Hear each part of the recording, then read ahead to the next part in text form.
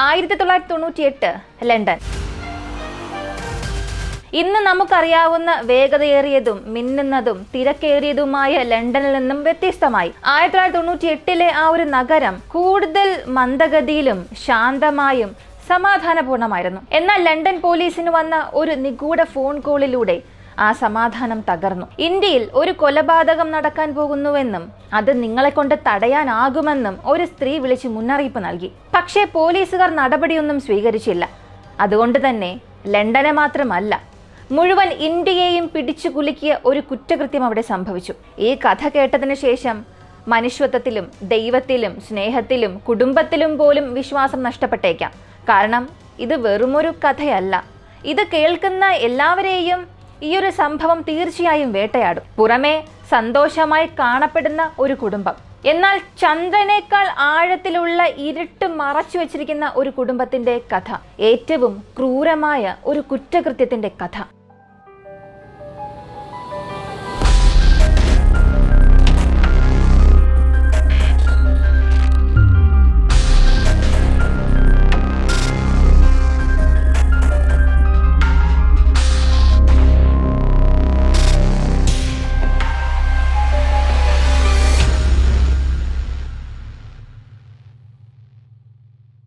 സുർജിത് കൗർ ലണ്ടനിൽ വളർന്നൊരു പെൺകുട്ടിയാണ്.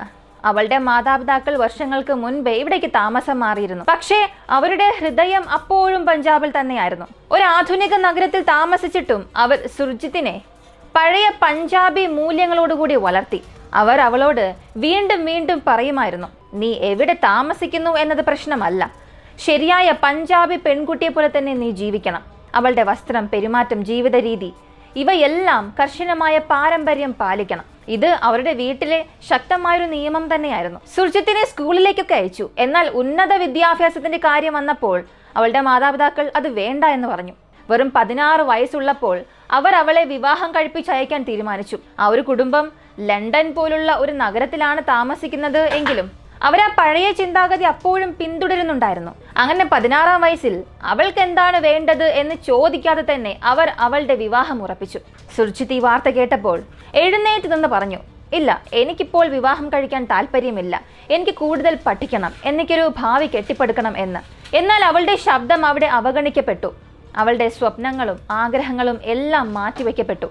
പഞ്ചാബിൽ നിന്നുള്ള സുഖ്ദേവ് സിംഗുമായി അവളുടെ മാതാപിതാക്കൾ അവളെ വിവാഹം കഴിപ്പിച്ചു. അദ്ദേഹത്തിന്റെ കുടുംബം UK-യിൽ സ്ഥിരതാമസമാക്കിയിരുന്നു. അതുകൊണ്ട് അയാൾ ഒരു നല്ല പങ്കാളിയായിരിക്കുമെന്ന് സുർജിത്തിന്റെ കുടുംബവും ചിന്തിച്ചു. പക്ഷെ സുർജിത്തിനോട് ആരും അവൾ എന്താണ് ആഗ്രഹിക്കുന്നത് എന്ന് ചോദിച്ചില്ല. വിവാഹത്തിന് മുൻപ് സുർജിത്ത് വരന്റെ കുടുംബത്തെ ഒരു തവണ മാത്രമേ കണ്ടുള്ളൂ. അവൾക്ക് വെറും 16 വയസ്സായിരുന്നു. ഇപ്പോഴും ഒരു കൊച്ചു പെൺകുട്ടിയാണ്. മനസ്സോ ഹൃദയമോ പൂർണ്ണമായും വളർന്നിട്ടില്ല. പക്ഷെ മാതാപിതാക്കളുടെ സമ്മർദ്ദം കാരണം അവൾ ആ വിവാഹത്തിന് സമ്മതിച്ചു. വിവാഹശേഷം ഭാര്യയായും മരുമകളായും പുതിയ ജീവിതം ആരംഭിക്കാൻ അവൾ ഭർത്താവിന്റെ വീട്ടിലേക്ക് താമസം മാറി. ആ വീട്ടിൽ 4 പേർ മാത്രമേ ഉണ്ടായിരുന്നുള്ളൂ. അവരുടെ ആ സമൂഹത്തിൽ വളരെയേറെ അറിയപ്പെട്ടിരുന്ന ബച്ചൻ കൗർ അത്വാൾ മതഗാനങ്ങൾ പാടുന്ന ഒരു സംഘത്തെ നയിക്കുന്നത് ഇവരാണ്. ഇവർ കർശനവും നിയന്ത്രണവുമുള്ള ഒരു സ്ത്രീയായിരുന്നു. വീട്ടിലെ എല്ലാവരും അവരുടെ നിയന്ത്രണങ്ങൾ പാലിക്കണം. അവർക്ക് മുതിർന്ന 2 ആൺമക്കൾ ഉണ്ടായിരുന്നു. എന്നിട്ടും എല്ലാ തീരുമാനങ്ങളും അവർ തന്നെ എടുത്തിരുന്നു. മൂത്ത മകൻ സുഖ്ദേവ് സിംഗ് സുർജിത്തിന്റെ ഭർത്താവായിരുന്നു. ഇളയ മകൻ ഹർദീപ് സിംഗ്. ഈ വീട്ടിൽ ഈ ഒരു സ്ത്രീയായിരുന്നു എല്ലാ അധികാരവും കയ്യിൽ വെച്ചിരുന്നത്. അവർക്കെതിരെ ആരും ഒന്നും സംസാരിക്കില്ല. വിവാഹശേഷം സുർജിത് കൗർ തന്റെ ഭർത്തൃ വീട്ടിൽ പ്രവേശിച്ചപ്പോൾ അവൾ ആ കുടുംബത്തിലെ 5ാമത്തെ അംഗമായി മാറി. എന്നാൽ ആദ്യ ദിവസം മുതൽ തന്നെ അവളുടെ ജീവിതം ഒരു പേടി സ്വപ്നമായി മാറി. പ്രധാന കാരണം അവളുടെ അമ്മായിയമ്മ തന്നെയാണ്. സുർജിത്ത് വെറും 16 വയസ്സുള്ള ഒരു പെൺകുട്ടിയല്ലേ.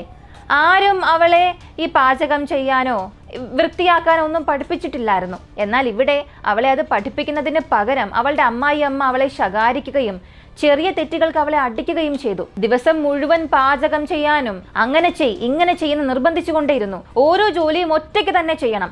വീട്ടുജോലിക്കാരെ പോലും പറഞ്ഞയച്ചു. അങ്ങനെ എല്ലാ ജോലികളും സുർജിത്തിന്റെ ചുമലിലേക്ക് വന്നു. ദിവസം തോറും ക്രൂരതകൾ വർദ്ധിച്ചു കൊണ്ടുവന്നു. ഒരു പെൺകുട്ടിക്ക് എത്രത്തോളം സഹിക്കാൻ സാധിക്കും? അവൾ ശരീരത്തിലും മനസ്സിലും കഷ്ടപ്പെടുകയായിരുന്നു. ഇക്കാര്യത്തെക്കുറിച്ച് അവൾ ഭർത്താവിനോടും പറഞ്ഞു. പക്ഷേ ഭർത്താവ് പറഞ്ഞത്, എൻ്റെ അമ്മ പറയുന്നത് എന്തും ഞാൻ ചെയ്യുമെന്ന്. താമസിയാതെ അയാൾ പോലും അവളെ അടിക്കാൻ തുടങ്ങി. ദിവസങ്ങളോളം അവൾ ഇതെല്ലാം മാതാപിതാക്കളിൽ നിന്നും മറച്ചു വെച്ചു. എന്നാൽ ഈ പ്രശ്നങ്ങളെല്ലാം കൂടുതൽ വഷളായപ്പോൾ അവൾക്ക് പിന്നെ മിണ്ടാതിരിക്കാൻ സാധിച്ചില്ല. ഒരു ദിവസം അവൾ എല്ലാം മാതാപിതാക്കളോട് പറയാൻ തുടങ്ങി. അവൾ അനുഭവിച്ച എല്ലാ വേദനകളും പങ്കുവച്ചു. അടി, അപമാനം, തീരാത്ത ജോലി. പക്ഷേ പിന്തുണയ്ക്ക് പകരം അവളുടെ മാതാപിതാക്കൾ അവൾക്ക് പതിവ് ഉത്തരം തന്നെ നൽകി. മകളെ, വിവാഹശേഷം ഇതൊക്കെ സാധാരണമാണ്, കാര്യങ്ങൾ മെച്ചപ്പെടും, ക്ഷമയോടിരിക്കുക. നിങ്ങൾക്കൊരു കുട്ടിയൊക്കെ ഉണ്ടായാൽ നിന്റെ ഭർത്താവ് മാറും. നിന്റെ അമ്മായിയമ്മ പോലും സ്വന്തം മകളെ പോലെ നിന്നോട് പെരുമാറാൻ തുടങ്ങും. ഈ വാക്കുകളോടുകൂടി അവർ അവളെ അതേ വീട്ടിലേക്ക് തിരിച്ചയച്ചു. വീണ്ടും അതേ വേദനയിലേക്ക് അവൾ പോയി. സുർജിത് കൗറിന്റെ വിവാഹം കഴിഞ്ഞ് 6 മാസത്തിനു ശേഷം അവളുടെ അമ്മായിയപ്പൻ മരിച്ചു. കുറച്ചു വർഷങ്ങൾ അങ്ങനെ കടന്നുപോയി. 1991 സുർജിത് ഒരു ആൺകുഞ്ഞിനെ പ്രസവിച്ചു. ഏറെ കാലത്തിന് ശേഷം ആദ്യമായി അവൾ പ്രതീക്ഷയോടുകൂടി പുഞ്ചിരിച്ചു. ഇനി കാര്യങ്ങൾ മാറും. ഒരുപക്ഷെ അമ്മായിയമ്മ എന്നോട് കുറച്ച് സ്നേഹം കാണിക്കും, ഭർത്താവ് തന്നോട് ദയ കാണിക്കുമെന്നൊക്കെ അവൾ കരുതി. എന്നാൽ ദുഃഖകരം എന്ന് പറയട്ടെ, നേരെ വിപരീതമായാണ് സംഭവിച്ചത്. കാര്യങ്ങൾ മെച്ചപ്പെടുന്നതിന് പകരം ജീവിതം കൂടുതൽ കഠിനമായി. അവളുടെ അമ്മായിയമ്മയുടെ കോപവും ക്രൂരതയും വളർന്നു വന്നു. ഒരു നവജാത ശിശുവിനെ പരിപാലിക്കുമ്പോൾ എത്രയേറെ ക്ഷീണമുണ്ടാകും. ആ ദിനരാത്രങ്ങളിൽ പോലും സുർജിത്തിന് ഒരു സഹായവും ലഭിച്ചില്ല. അമ്മായിയമ്മയിൽ നിന്നോ ഭർത്താവിൽ നിന്നോ ഇല്ല. അവൾ പൂർണ്ണമായും ഒറ്റയ്ക്കായിരുന്നു. അവൾക്ക് വിശ്രമമില്ല. രാത്രി മുഴുവനും തന്റെ കുഞ്ഞിനെ പരിചരിച്ചുകൊണ്ട് ഉണർന്നിരുന്നു. പകൽ മുഴുവനും വീട്ടിലെ എല്ലാ ജോലികളും ഒറ്റയ്ക്ക് ചെയ്യേണ്ടി വന്നു. ഒരു നിമിഷം പോലും അവൾക്ക് സമാധാനം ലഭിച്ചില്ല. രാത്രിയിൽ ഇനി കുഞ്ഞ് കരഞ്ഞാൽ അമ്മായിയമ്മയുടെ ഉറക്കം കെടുത്തി എന്ന് പറഞ്ഞ് അവർ വന്ന് ദേഷ്യപ്പെടും. അമ്മയായതിനു ശേഷം സുർജിത്തിന് ജീവിതം കൂടുതൽ ദുഷ്കരമായി മാറി. സാധാരണ മരുമക്കളോട് മോശമായി പെരുമാറുന്ന പല കുടുംബങ്ങളിലും പലപ്പോഴും മറഞ്ഞിരിക്കുന്ന സത്യമുണ്ട്. പുറത്തെല്ലാം പൂർണ്ണമായി കാണപ്പെടും. പുഞ്ചിരിയുള്ള മുഖങ്ങൾ, ആദരണീയമായ പാരമ്പര്യം, മതപരമായ മൂല്യങ്ങൾ. എന്നാൽ ഈ അടച്ചിട്ട വാതിലുകൾക്ക് പിന്നിൽ യാഥാർത്ഥ്യം വളരെ ക്രൂരമായിരിക്കും, ഇരുട്ട് നിറഞ്ഞതായിരിക്കും. സുജിത്തിന്റെ അമ്മായിയമ്മയുടെ വീട്ടിലും കാര്യങ്ങൾ അങ്ങനെ തന്നെയായിരുന്നു. പുറമേ നിന്ന് നോക്കുമ്പോൾ അവർ നല്ല മതപരമായ ഒരു കുടുംബമായി കാണപ്പെട്ടു. പക്ഷെ അകത്തവർ ഒരു പെൺകുട്ടിയുടെ ആത്മാവിനെ പതിയെ പതിയെ നശിപ്പിക്കുകയായിരുന്നു. 1992 സുഖ്ദേവിന്റെ ഇളയ സഹോദരൻ ഹർദേവ് സിംഗ് വിവാഹിതനായി. ഇംഗ്ലണ്ടിൽ താമസിക്കുന്ന മറ്റൊരു സൗമ്യമായ പെൺകുട്ടി. അവളുടെ പേര് സബ്ജീത് എന്നായിരുന്നു. നിങ്ങൾക്ക് ഈ പേരുകൾ തമ്മിൽ ഒരു കൺഫ്യൂഷൻ വരും. അതുകൊണ്ട് സബ്ജീത് എന്ന പേരിനെ നമ്മൾ ഇനി അങ്ങോട്ട് സർബി എന്നാണ് വിളിക്കാൻ പോകുന്നത്. അവൾ ഒരു സിഖ് കുടുംബത്തിലെ പെൺകുട്ടിയായിരുന്നു. ഇംഗ്ലണ്ടിലായിരുന്നു താമസിച്ചിരുന്നത്. അവൾ വളരെ ദയയുള്ളൊരു പെൺകുട്ടിയായിരുന്നു. എന്നാൽ പുതിയ വീട്ടിൽ പ്രവേശിച്ച് ഏതാനും ദിവസങ്ങൾക്കുള്ളിൽ അവൾക്ക് സത്യം മനസ്സിലാകാൻ തുടങ്ങി. അത് യഥാർത്ഥത്തിൽ എങ്ങനെയുള്ള ഒരു കുടുംബമാണെന്ന് നമ്മൾ മനസ്സിലാക്കാൻ തുടങ്ങി. സുർജിത്തിനെ പോലെ തന്നെ സെർബിയോടും അവർ വളരെ മോശമായാണ് പെരുമാറിയത്. ഈ അത്വാൽ കുടുംബം അവരുടെ മരുമക്കളോട് സ്നേഹത്തോടെയോ ബഹുമാനത്തോടെയോ പെരുമാറിയിട്ടേയില്ല. വർഷങ്ങളോളം ഈ 2 മരുമക്കളും ഇതെല്ലാം ഇങ്ങനെ സഹിച്ചു. അവസാനം സുർജിത്ത് ചിന്തിച്ചു, ഇങ്ങനെ ജീവിച്ചാൽ മനസ്സ് തന്നെ നഷ്ടപ്പെടും. എനിക്കൊരല്പം സ്പേസ് വേണം, സമാധാനം വേണം. ജോലിക്കൊക്കെ പോയാൽ എനിക്കൊരല്പം സമാധാനം കിട്ടും. അമ്മായിയമ്മയും ഭർത്താവും സമ്മതിക്കില്ല എന്ന് അവൾക്ക് അറിയാമായിരുന്നു. എന്നിട്ടും അവൾ തീരുമാനിച്ചു. നിശബ്ദയായി ഒരു ജോലി അന്വേഷിക്കാൻ തുടങ്ങി. ഹൃദയത്തിൽ പ്രതീക്ഷയും ആത്മാവിൽ ശക്തിയും നൽകി. ഒടുവിൽ അവൾക്കൊരു ജോലി ലഭിച്ചു. ഹിത്രൂ വിമാനത്താവളത്തിലെ ഒരു കസ്റ്റംസ് ഏജന്റായി. ജോലി സ്ഥലത്തെ ആ 8 മണിക്കൂർ സുർജീതിന്റെ ജീവിതത്തിലെ ഏറ്റവും സന്തോഷകരമായ ഭാഗമായി മാറി. അതുവരെയും അവൾ വീടിനുള്ളിൽ കുടുങ്ങി കിടക്കുകയായിരുന്നു. ഏകാന്തത, അമിത ജോലി, പിന്തുണയില്ല. എന്നാൽ ഇപ്പൊ പുറത്തു പോകുന്നതിലൂടെ അവൾ സഹപ്രവർത്തകരോട് സൗഹൃദം സ്ഥാപിച്ചു. പതിയെ പതിയെ മനസ്സ് തുറന്ന് തന്റെ വേദന നിറഞ്ഞ കഥകൾ പങ്കുവച്ചു. എല്ലാവരും അവളോട് ആ സമയം ഒരേ കാര്യമാണ് പറഞ്ഞത്. നിന്നെ വേദനിപ്പിക്കുന്ന ആളുകളോടൊപ്പം നീ എന്തിനാണ് ഇപ്പോഴും ജീവിക്കുന്നത്? നിനക്ക് നല്ല ജോലിയുണ്ട്, ഒരു കുട്ടിയുണ്ട്, നീ സമാധാനം അർഹിക്കുന്നുണ്ട്, നീ നിന്റെ വഴിയെ പോവുക. ഈ വാക്കുകൾ അവളുടെ ഹൃദയത്തിൽ അങ്ങനെ തങ്ങി നിന്നു. ഒരു ദിവസം ആരോടും പറയാതെ അവൾ ആ വീട്ടിൽ നിന്നും ഇറങ്ങി, കുഞ്ഞുമായി. അവൾ ജോലി സ്ഥലത്തിനടുത്ത് വാടകയ്ക്ക് ഒരു ചെറിയ വീടെടുത്തു. ആദ്യമായി സ്വന്തമായി താമസിക്കാൻ തുടങ്ങി. പക്ഷെ പ്രശ്നം അവിടെ അവസാനിച്ചില്ല. അവളുടെ ഭർത്താവ് അവളുടെ വീട്ടിലേക്ക് തന്നെ തിരഞ്ഞെത്തി. സ്വന്തം വീട്ടിലേക്ക് വരാൻ അവളെ നിർബന്ധിച്ചു. രണ്ടുപേരും തമ്മിൽ പ്രശ്നമായി. അവസാനം സുർജിത് സമ്മതിച്ചു. എന്നാൽ ഒരു വ്യവസ്ഥയുണ്ട്. അവൾ പറഞ്ഞു, ഞാൻ മടങ്ങാം, പക്ഷെ അതേ വീട്ടിലേക്കല്ല. നമുക്ക് സ്വന്തമായി ഒരു വീട് വേണം, നീയും ഞാനും നമ്മുടെ കുട്ടിയും മാത്രം. അവളെ അത്ഭുതപ്പെടുത്തിക്കൊണ്ട് സുഖ്ദേവ് അതിന് സമ്മതിച്ചു. അവൻ തന്റെ അമ്മയായ ബച്ചനോട് പോലും സംസാരിച്ചു. അവർ അവരുടെ പഴയ വീടിനടുത്ത് തന്നെ ഒരു പുതിയ വീടും വാങ്ങി. സുർജിത്, സുഖ്ദേവ് മകൻ ഒരുമിച്ച് താമസിക്കാൻ തുടങ്ങി. പക്ഷെ അവൾ അവളുടെ ജോലി അപ്പോഴും തുടർന്നു. വർഷങ്ങൾ അങ്ങനെ കടന്നുപോയി. എന്നാൽ ഒന്നും മാറിയില്ല. സുഖ്ദേവ് ഇപ്പോഴും പഴയതുപോലെ തന്നെ. വാസ്തവത്തിൽ സുർജിത്ത് പുറത്ത് ജോലിക്ക് പോകുന്നതിനാൽ അയാൾക്ക് സംശയം കൂടിക്കൂടി വന്നു. അവൾ മറ്റു പുരുഷന്മാരുമായി സംസാരിക്കുന്നുണ്ട് എന്ന് അയാൾക്ക് തോന്നി തുടങ്ങി. ഈ ചിന്ത പതിയെ അവന്റെ മനസ്സിനെ കീഴടക്കി. 1997 സുർജിത്ത് വീണ്ടും ഗർഭിണിയായി മറ്റൊരു ആൺകുട്ടിയെ പ്രസവിച്ചു. പക്ഷേ സന്തോഷത്തിന് പകരം കൂടുതൽ ദുഃഖം മാത്രമുണ്ടായി. ഈ കുഞ്ഞിന്റെ യഥാർത്ഥ പിതാവ് ആരാണ് എന്ന് സുഖ്ദേവ് ഇപ്പോൾ ചോദ്യം ചെയ്യാൻ തുടങ്ങി. ഈ വാക്കുകൾ സുർജിത്തിന്റെ ഹൃദയത്തെ തന്നെ തകർത്തു. അത് സുഖ്ദേവ് മാത്രം ചോദിച്ചിരുന്നെങ്കിൽ ഒരു പക്ഷേ പ്രശ്നമില്ലായിരുന്നു. അദ്ദേഹത്തിന്റെ കുടുംബം മുഴുവനും അവളെ സംശയത്തോടെ നോക്കി. പുതിയൊരു തുടക്കമായിരിക്കേണ്ട പുതിയ വീട് മറ്റൊരു ജയിലായി തന്നെ അവൾക്ക് മാറി. സുർജിത്ത് വീണ്ടും അവിടെ കുടുങ്ങിപ്പോയതുപോലെ തോന്നി. സ്നേഹത്തിനും പരിചരണത്തിനും തന്റെ വേദന മനസ്സിലാക്കാൻ ഒരാളെ അവൾ തിരയാൻ തുടങ്ങി. കാലങ്ങൾ ഇങ്ങനെ കടന്നുപോയി. സുർജിത്ത് വിമാനത്താവളത്തിൽ തന്റെ സഹപ്രവർത്തകരോടൊപ്പം കൂടുതൽ സമയം ചിലവഴിക്കാൻ തുടങ്ങി. പതിയെ അവൾ അവിടെയുള്ള ചെറുപ്പക്കാരിൽ ഒരാളുമായി അടുത്തു. അവരുടെ സൗഹൃദം ഒരു പ്രണയബന്ധമായി മാറി. പക്ഷേ ഭർത്താവ് സുഖ്ദേവ് സിംഗ് എല്ലാ ദിവസവും രഹസ്യമായി അവളെ പിന്തുടരുന്നുണ്ട് എന്ന കാര്യം സുർജിത്തിന് അറിയില്ലായിരുന്നു. താമസിയാതെ സുഖ്ദേവ് അവളുടെ അവിഹിത ബന്ധം കണ്ടെത്തുകയും ചെയ്തു. ദേഷ്യത്തോടും ഞെട്ടലോടും കൂടി അവൻ ഇക്കാര്യം അവന്റെ അമ്മയോടും കുടുംബത്തോടും എല്ലാവരോടും പറഞ്ഞു. ഇതാ കുടുംബത്തിന്റെ പേരിന് ഒരു കളങ്കമായി മാറി. സുർജിത്ത് നാണക്കേട് വരുത്തിവെച്ചുവെന്നും ശിക്ഷിക്കപ്പെടേണ്ടതുണ്ടെന്നും അവർ വിശ്വസിച്ചു. കാര്യങ്ങളെല്ലാം എല്ലാവരും അറിഞ്ഞുവെന്ന് സുർജിത്തിന് മനസ്സിലായി. എന്നാൽ അപ്പോഴും അവൾ തളർന്നില്ല. 1998 നവംബറിൽ അവൾ സുഖ്ദേവിനോട് വിവാഹമോചനം ആവശ്യപ്പെട്ടു. ഇക്കാര്യം അറിയിക്കാൻ സുഖ്ദേവ് തന്റെ അമ്മയുടെ അടുത്തേക്ക് ഓടി. എന്നാൽ ഈ ബച്ചൻ കൗർ എന്ന ഈ സ്ത്രീ വിവാഹമോചനം എന്ന ആശയം നിരസിച്ചു. പകരം അവൾ കുടുംബത്തിലെ എല്ലാവരെയും വിളിച്ചു വരുത്തി ആ വീട്ടിൽ ഒരു രഹസ്യ യോഗം നടത്തി. ഒരു ഇരുണ്ട പദ്ധതി തന്നെ തയ്യാറാക്കി. ആ പദ്ധതിയിൽ ഉണ്ടായിരുന്നവർ ബച്ചൻ കൗർ, സുഖ്ദേവ് സിംഗ്, ഹർദീവ് സിംഗ്, ഹർദീവിന്റെ ഭാര്യ സെർബി എന്നിവരായിരുന്നു ആ രഹസ്യ യോഗത്തിലുണ്ടായിരുന്നത്. സുർജിത്ത് തങ്ങളുടെ കുടുംബത്തിന് നാണക്കേട് വരുത്തിവെച്ചുവെന്നും അവൾ മറ്റൊരു പുരുഷനുമായി പോകുന്നതിന് മുൻപ് അവളെ എന്നേക്കുമായി ഒഴിവാക്കിയേ മതിയാവുകയുള്ളൂ. സുർജിത്തിനെ കൊല്ലാൻ ഇന്ത്യയിൽ ഒരാളുമായി താൻ ഇതിനകം തന്നെ കരാർ ഒപ്പിട്ടിട്ടുണ്ട് എന്ന് ബച്ചൻ കൗർ പറഞ്ഞു. ഞെട്ടിപ്പിക്കുന്ന ഒരു കാര്യം, ഇത് കേട്ടിട്ട് ആ മുറിയിലുണ്ടായിരുന്ന എല്ലാവരും അതിന് സമ്മതിച്ചു എന്നുള്ളതാണ്. സ്വന്തം ഭർത്താവ് പോലും അതിൽ വളരെ ആകാംക്ഷയോടുകൂടിയായിരുന്നു ഉണ്ടായിരുന്നത്. ഭാര്യ മരിച്ചാൽ അയാൾക്കതിൽ കൂടുതൽ സന്തോഷമുണ്ടെന്ന പോലെ തോന്നി. എന്നാൽ അതിൽ ഒരാൾക്ക് മാത്രമേ ഭയമുണ്ടായിരുന്നുള്ളൂ, സെർബിക്ക്.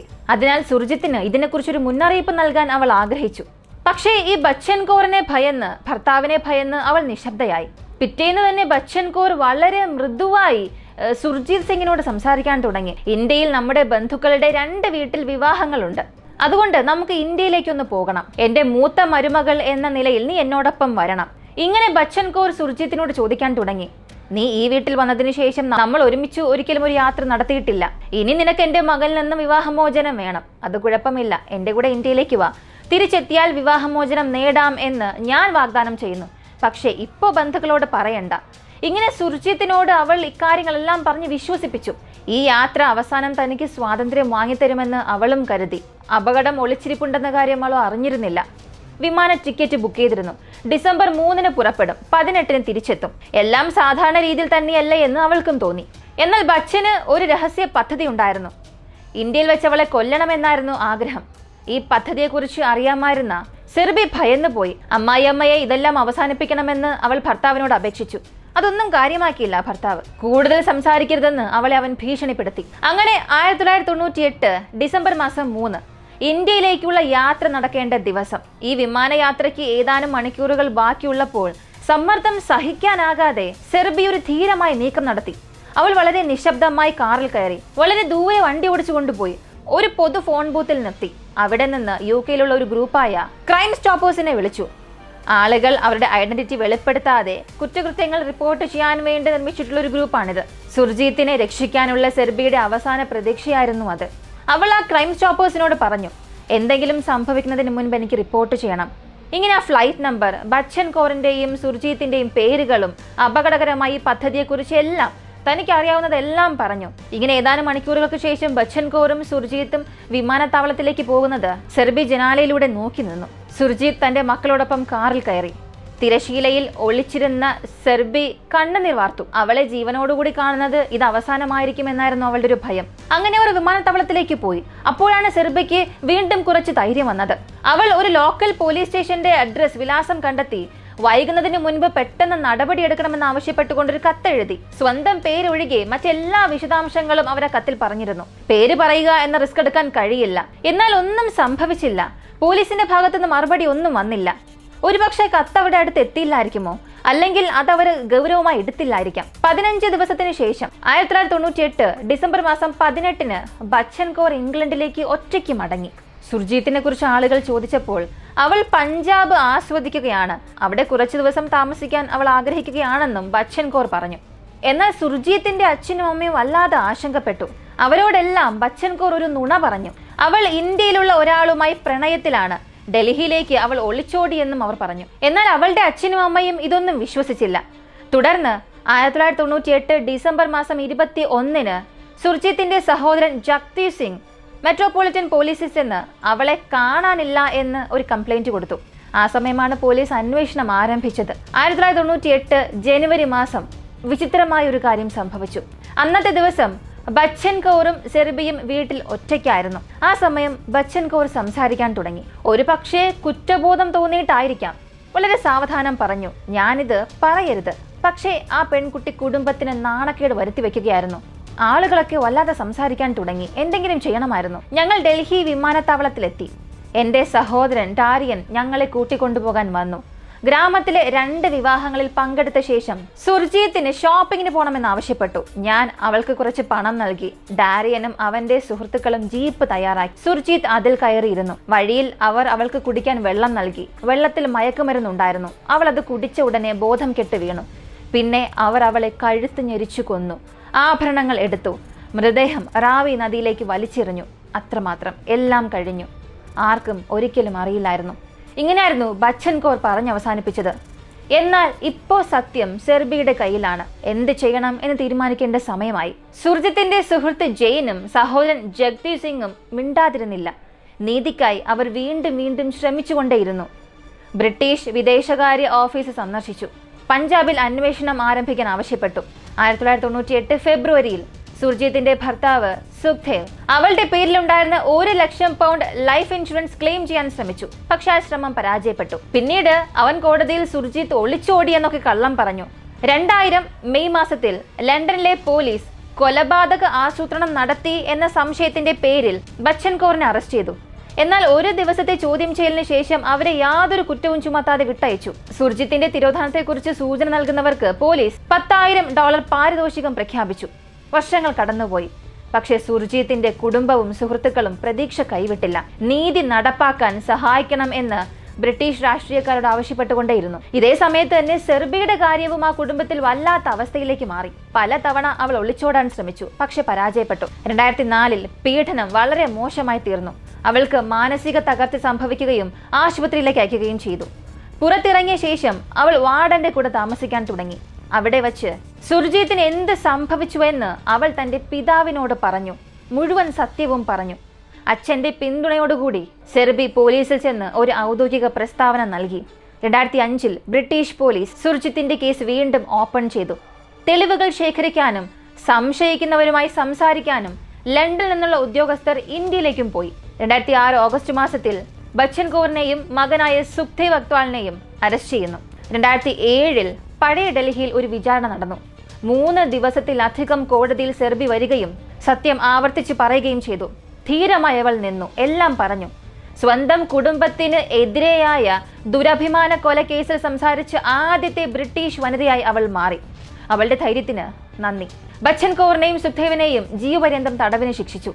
ദുഃഖകരം എന്ന് പറയട്ടെ, ഈ സുർജീത്തിനെ ഇന്ത്യയിൽ വെച്ച് കൊന്ന 2 പുരുഷന്മാർ ബച്ചൻ കൗറിന്റെ സഹോദരൻ ഡാരിയൻ സിംഗിനെയും അദ്ദേഹത്തിന്റെ സുഹൃത്തിനെയും ഒരിക്കലും ശിക്ഷിച്ചില്ല. അവർ ഇപ്പോഴും ഇന്ത്യയിൽ സ്വതന്ത്രമായി ജീവിക്കുന്നു. എന്നാൽ സെർബിയുടെ ജീവിതം ഇന്ന് മാറി. അവൾ തന്റെ ഭർത്താവിനെ ഉപേക്ഷിച്ച് 4 കുഞ്ഞുങ്ങളുമായി ഇപ്പോൾ സമാധാനത്തോടുകൂടിയും സന്തോഷത്തോടുകൂടിയും ജീവിക്കുന്നു. അവൾ ഒരു പോലീസ് ഉദ്യോഗസ്ഥയായി. പിന്നീട് വിരമിച്ചു. തന്റെ കഥയും സുർജീത്തിന്റെ കഥയും ഉൾപ്പെടുത്തിക്കൊണ്ട് അവർ ഒരു പുസ്തകം എഴുതി. ഗാർഹിക പീഡനം തടയാനും ജീവൻ രക്ഷിക്കാനും തടയുന്ന ട്രൂ ഓണർ എന്ന പേരിൽ ഒരു ഗ്രൂപ്പും അവർ സ്റ്റാർട്ട് ചെയ്തു. സത്യം പറഞ്ഞാൽ ഈ ഹോണർ കില്ലിംഗ് ഒക്കെ പണ്ടത്തെ കാലത്ത് വളരെ അധികമായി തന്നെ ഉണ്ടായിരുന്നു. ഓരോ സംഭവങ്ങളെക്കുറിച്ച് അറിയുമ്പോഴും ഇത്രയേറെ ക്രൂരമായിരുന്നു ആ ഒരു കാലത്തിലെ മനുഷ്യരെന്നൊക്കെ നമുക്കൊരു പക്ഷെ തോന്നിപ്പോകും. ഈ ഒരു യഥാർത്ഥ സംഭവത്തെക്കുറിച്ചുള്ള നിങ്ങളുടെ അഭിപ്രായങ്ങൾ കമന്റിൽ പറയുക. ഇങ്ങനെ വളരെ വ്യത്യസ്തമായ വീഡിയോസിനെ കുറിച്ച് അറിയാനും കാണാനും കേൾക്കാനും താല്പര്യമുള്ളവരാണ് നിങ്ങളെങ്കിൽ ഇപ്പോൾ തന്നെ നമ്മുടെ ചാനൽ സബ്സ്ക്രൈബ് ചെയ്യുക. മറ്റൊരു വീഡിയോയുമായി വീണ്ടും കാണാം.